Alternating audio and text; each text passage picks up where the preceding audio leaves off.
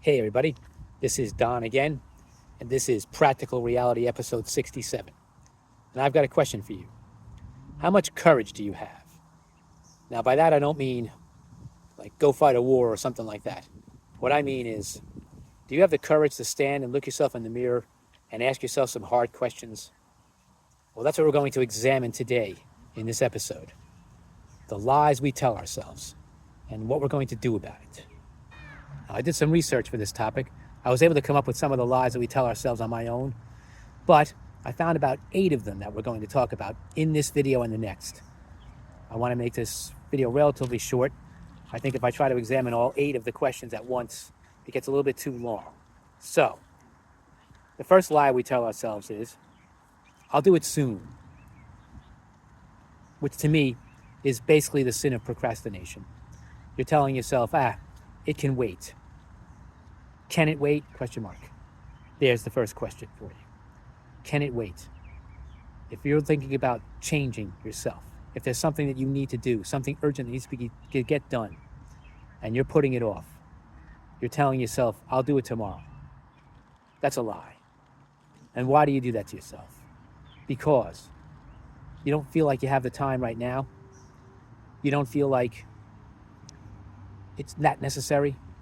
You don't feel like you have the capacity to deal with the problem at this point in time, which to me is probably the most likely reason. You feel like you don't have the energy or the mental toughness to deal with the problem at this point in time. Or it's just something that needs to get done, like maybe around the house. Something that's going to be a problem you've noticed in your house. Something needs to get fixed, and you haven't done it, and you keep putting it off. This is a lie that you tell yourself. I'll do it soon. Why? Action is the only way to remedy that problem. So, if you're telling yourself, I'll do it soon, write something down. Set a goal for yourself. Say, okay, maybe not today, but you're going to write a date that you're going to get it done by. And if you do that, if you put it down on a piece of paper and you say, okay, by this time, by this day, at this time, it's going to be done, you're much more likely to complete the task, simply because you've set yourself your own deadline and you'll be beating yourself up for not doing it on time. You're probably already beating yourself up, which is probably wrong already. You're doing something wrong by making yourself feel guilty for not having it done. Here's a way to lift yourself out of that cycle by putting it down, writing it on a piece of paper and saying, okay, by this day, it shall be done. The second lie you tell yourself, I'm fine. Somebody asks you, how you doing today? How you feeling? I'm fine. It's the easiest response in the world. So you could say, Don, I'm not lying to myself, I'm lying to them. When you know that really is a lie you're telling yourself. Because if you're not fine, then you have to do work on yourself. And we both know that working on yourself is extremely hard sometimes. We also know that people put this kind of thing off too. This is another area in which people procrastinate. They simply don't want to do it. And why? Because it's just too hard. They tell themselves it's just too hard. So you're not fine, but you're still putting it off. And you're dwelling in a state of, let's put it this way, unfineness, okay? Despair, depression, just a general lassitude, lack of motivation. You lack the energy to really get yourself up and do something about whatever it is that you're feeling.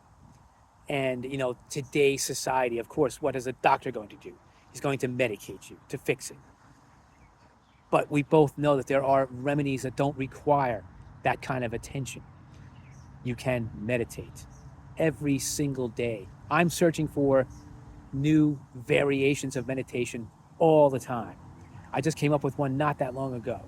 So if you're telling everybody and you're telling yourself that you're fine and you're not fine, then there's nothing or no one to fix the problem other than you.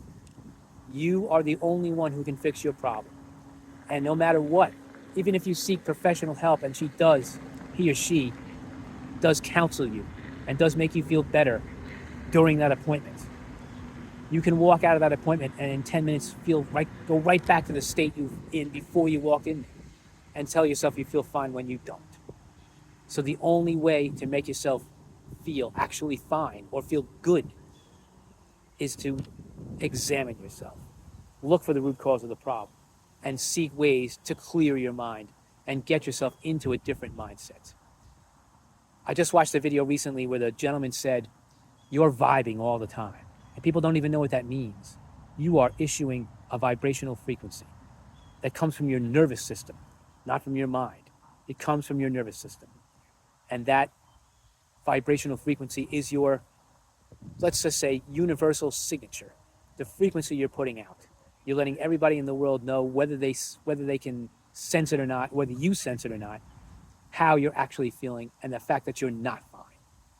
So, put yourself into a quiet state, do some breathing, do some meditation, do whatever it takes, do some research to find out exactly what it means to sit and quiet your mind and get into a state where you feel peace inside and you can begin to control your inner state.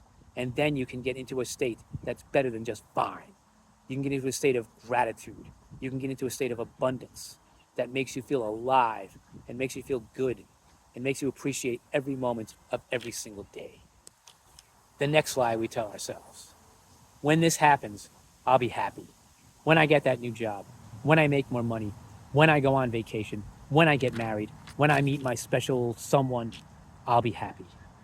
No. Happiness is a state of mind. Happiness is a state of being. You are happy.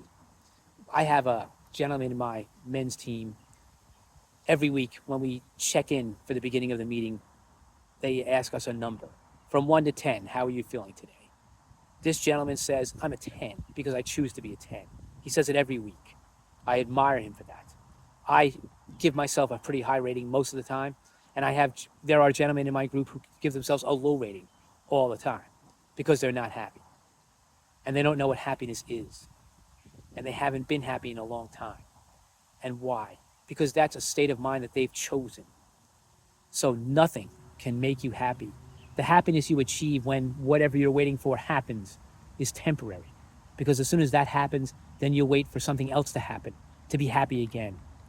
And then it becomes a repeating cycle where your happiness depends on some future event, something from the outside that comes into your environment or stimulates you and makes you happy for a temporary period of time. No, that is fleeting happiness. It's like winning the lottery. If I won the lottery, yes, I'd be happy. But what would I do with the money? Okay? This is a question I've been asked many times, and I've told people this. Let's just say I won the $300 million lottery. Yes, I'd be happy. But if I kept all that money and just hoarded it and didn't give some of it away and help do some good in the world with it, then I'd be unhappy, even with $300 million, okay? And we all know that there are billionaires out there who are evil people. And yes, they can show us their yachts and helicopters and all this stuff and tell us that they're happy. But they all have problems too. You don't hear about the problems, of course, but they have problems, okay? And the happiness that they have is not derived from the wealth that they have. You can be just as happy as them by simply deciding to be happy. Waking up every day and say, yes, this is the decision I'd make today. I'm happy. I'm beautiful. I am in good shape. I'm healthy. I live in a state of gratitude. That is the key to happiness. There's no external event that can make you happy for the rest of your life. You can be happy simply by choosing to be happy and telling yourself every day, I'm happy, and not allowing anything to get in the way of that. And when it does, when something does, sit back, take some deep breaths, quiet your mind, engage your parasympathetic nervous system, and choose to change the mindset that you have found yourself stuck in and bring yourself back to a state of calm and gratitude and happiness. And the final lie that we tell ourselves: this is just who I am. I can't change. That might be the biggest lie there is, okay? Why? Look at the world around you. Every single moment, the world around you is changing. Every single moment. There are clouds moving in the sky. There are trees right now I'm looking at blowing in the wind. There is grass growing beneath my feet. It is changing. There's a river flowing in front of me. It is changing. The world is changing every single moment. To tell yourself that you can't change may be the biggest lie you've ever told yourself. Change is the only constant in life. You can change. This is not just who you are. At any one moment, you are in a state of flux. You can change simply by telling yourself you're going to change. It's the same choice you make as being happy. You are going to be like the tree that grows. It is always changing. There are leaves growing on the trees. The trees are taking in sunshine, and the leaves are performing photosynthesis, taking carbon dioxide from the air, releasing oxygen into the air. The trees are changing the environment every single second that they exist. You can change every single second that you exist. You can be just like that tree and say, okay, I'm not going to allow myself to get stuck in a rut. I'm not going to allow any one person or any one circumstance to define me. I am going to be dynamic. I'm going to be the person who welcomes change, who loves change, who says to themselves, yes, I can change, I can improve, I can make my life better, I can choose to be happy. There's a big change. Instead of waiting for something to make you happy, you can choose to be happy. There's a huge change right there. You can choose to be happy. You can choose to change. You can choose to embrace change. You can choose to accept change as it is, because change is unavoidable. Look at me. I'm 65 years old, okay? A lot has changed. There is no doubt about it. I cannot deny the physical changes that have happened to me. I cannot deny the mental changes that have happened to me. I cannot deny that I have caused some of these changes, and I cannot deny that some of these changes have not been caused by me. Some of them have been caused by circumstances. But have I learned to accept it? Yes. Am I going to get really upset by it? No, because it's inevitable. Because this is who I am. This is who I am. I'm a changed person. Who I am is a person who accepts change, who welcomes change, who loves change, who says, okay, changes are going to come. I'm with it. I'm still the rock in the river. I let the water swirl around me and I remain in place, but I know I'm going to change, and I know change is coming, and I don't fight it. And that, my friends, is extremely important, and the way to look at life.